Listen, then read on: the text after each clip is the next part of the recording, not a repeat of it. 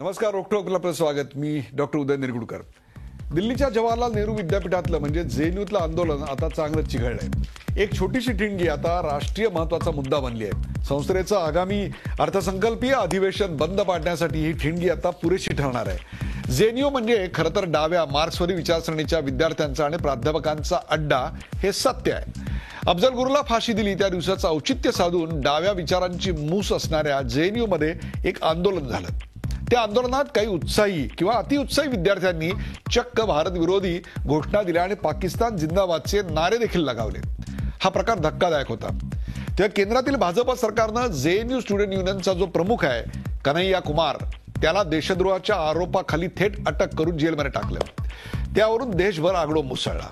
जेएनयूतल्या आंदोलनाला लष्कर ए तोयबाचा म्होरक्या हफीज सईद याचा पाठिंबा असल्याचा दावा करून राजनाथ सिंग यांनी खळबळ उडवून दिली.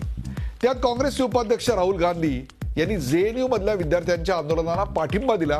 त्यावरून इथं पुन्हा राजकीय वादाचा भडका उडाला. भारतीय जनता पक्षाचे अध्यक्षाची गरज नाही असा पलटवार राहुल गांधींनी केला.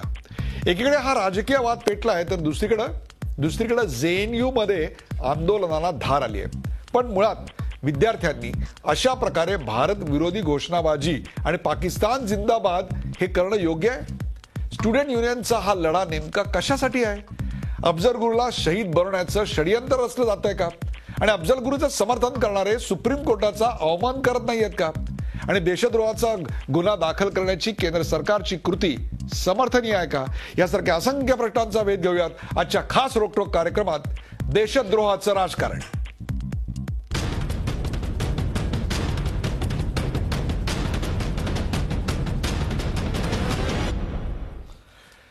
देशद्रोहाचं राजकारण यात सुरुवातीला पाहूया या विषयावरचा एक खास रिपोर्ट. हर घर में अफजल होंगे, भारत तेरे टुकड़े होंगे.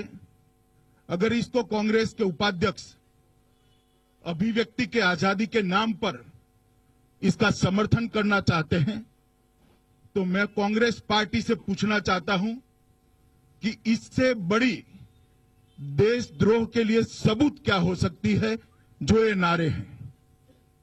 और आज भी कांग्रेस के कोई प्रवक्ता इस घटना के लिए ना माफी मांग रहे हैं, ना कांग्रेस अध्यक्ष माफी मांग रही है, ना कांग्रेस के उपाध्यक्ष माफी मांग रहे हैं.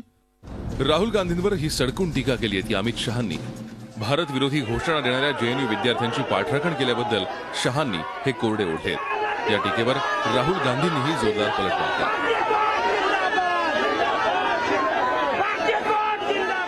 बीजेपी की सरकार क्या करती है?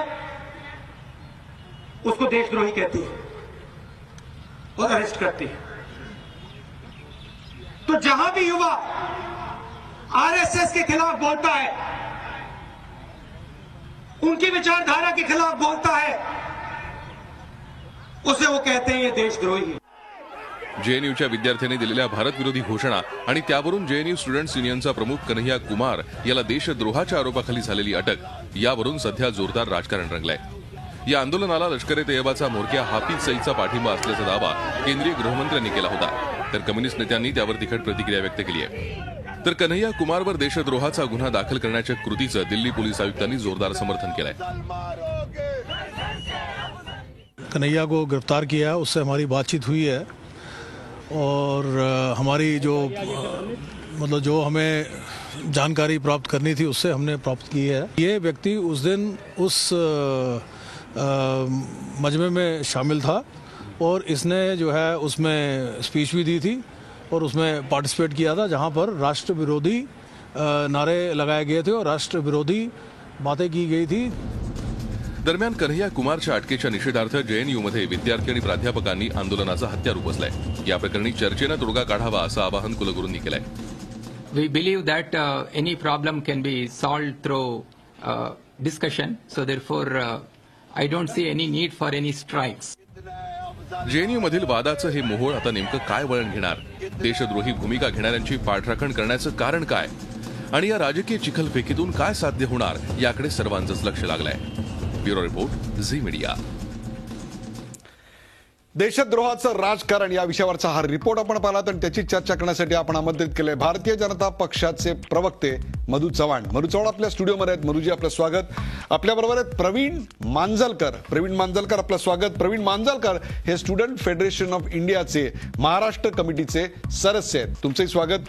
आपल्याबरोबर आहेत प्राध्यापक मनीष दाभाडे हे जवाहरलाल नेहरू विद्यापीठामध्ये प्राध्यापक आणि विद्यार्थ्यांच्या संघटनेचे अध्यक्ष आहेत. मनीषजी आपलं स्वागत. काँग्रेस पक्षाचे खासदार राजीव सातव हे देखील आपल्याबरोबर आहेत. राजीव सातव आपलं स्वागत. आणि प्रदीप गावडे अखिल भारतीय विद्यार्थी परिषदेचे सहमंत्री प्रदीप गावडे हे देखील आपल्या बरोबर आहेत. जो पहिला मुद्दा आपण चर्चेला घेणार आहोत तो मुद्दा आपण आपल्या पडद्यावर पाहू शकता टीव्हीच्या, आणि तो मुद्दा आहे अफजल गुरुला शहीद बनवण्याचं षडयंत्र रचलं जातंय का? अफजल गुरुला शहीद बनवण्याचं षडयंत्र रचलं जात आहे का? आपण थेट जाऊया मनीष दाभाडे यांच्याकडे. मनीष दाभाडे हे जवाहरलाल नेहरू विद्यापीठामध्ये अध्यक्ष आहेत, प्राध्यापक आणि विद्यार्थ्यांच्या संघटनेचे. मनीष दाभाडे, हा जो इव्हेंट ऑर्गनाइज केलेला होता तो इव्हेंट नेमका कोणी ऑर्गनाइज केला होता?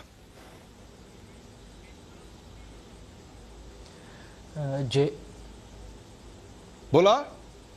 हॅलो, आवाज येतोय माझा? हा, JNU मध्ये एक डेमोक्रॅटिक, हो आता आवाज येतोय. बोला. डेमोक्रॅटिक स्टुडंट्स फ्रंट नावाची एक संघटना आहे, जे फार निवडक त्याच्यामध्ये विद्यार्थी, जे आपण ज्या इव्हेंट बद्दल बोलताय, ज्या कार्यक्रमाबद्दल बोलताय, ते JNU SU किंवा जे मेन जे JNUचे जे संघटना आहेत वेगळ्या वेगळ्या स्टुडंटचे, त्यांच्या माध्यमाने केलं नव्हतं.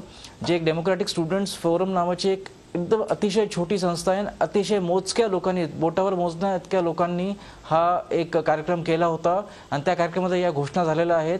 तर जे प्रश्नच नाही की पूर्ण JNU त्याच्या मागे आहे किंवा पूर्ण मनीष दाभाडे, मी असा प्रकारचं कुठलंही वक्तव्य केलेलं नाहीये किंवा JNUच्या प्राध्यापक अध्यक्ष संघटनेनं हे केलं असंही माझा दावा नाहीये. माझा फक्त साधा सवाल होता की हे कोणी ऑर्गनाइज केलंय? तुम्ही सांगितलं की अतिशय छोटी अशा स्वरूपाची ही डेमोक्रॅटिक स्टुडंट फ्रंट अशी संघटना आहे. या संघटनेनं केलेलं एक आंदोलन, आणि हाच प्रश्न घेऊन जातोय मी राजीव सातव यांच्याकडे. राजीव सातव एखाद्या विद्यापीठामधल्या अत्यंत छोट्या, हा शब्द माझा नाही आहे, तिथल्याच अध्यक्षाचा आहे, अत्यंत छोट्या संघटनेनं केलेलं आंदोलन, त्याच्या अध्यक्षाला झालेली अटक, आणि याच्याकरता एका राष्ट्रीय पक्षाचा उपाध्यक्ष तिकडे जातो आणि विधानं करतो. नेमकं काय चाललंय? का जातात तुमचे उपाध्यक्ष? एवढ्या छोट्याशा घटनेसाठी त्यांना जावंसं का वाटतं?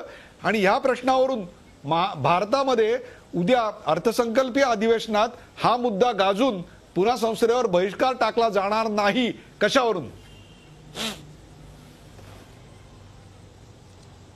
सर, याची सुरुवात जर करायची झाली तर ती पुण्यापासून करावी लागेल. पुण्यामध्ये FTIचं जे आंदोलन होतं तेही असंच छोटं असं आंदोलन होतं. त्या आंदोलनामध्ये सरकारनं लक्ष द्यायची भूमिका कधी घेतली नाही. त्यानंतर जर आपण पाहिलं असेल तर IIT मद्रासमध्ये असाच प्रकार झाला.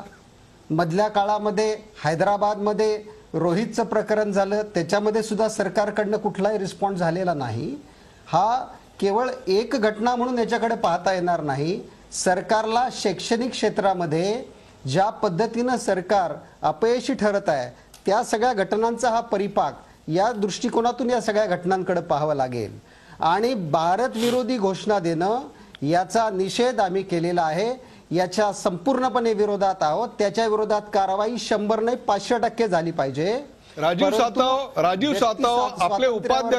आपल्या उपाध्यक्षांची तिथली वक्तव्य, Rajiv Satav hear me out, आपल्या उपाध्यक्षांची तिथली वक्तव्य आहेत, आपल्या उपाध्यक्षांची तिथली वक्तव्य आहेत, ती वक्तव्य लक्षात घेता ती वक्तव्य तिथल्या दिलेल्या घोषणांच्या विरोधात होती असं अजिबात वाटत नाही. आपल्या पक्षाचे इतर अनेक प्रवक्ते येऊन गेले, त्यांनी जी वक्तव्य केली ती, तिथे जे आंदोलन झालं, अफजल गुरुबद्दल जे बोललं गेलं त्याच्या विरोधात होती असं का वाटत नाही?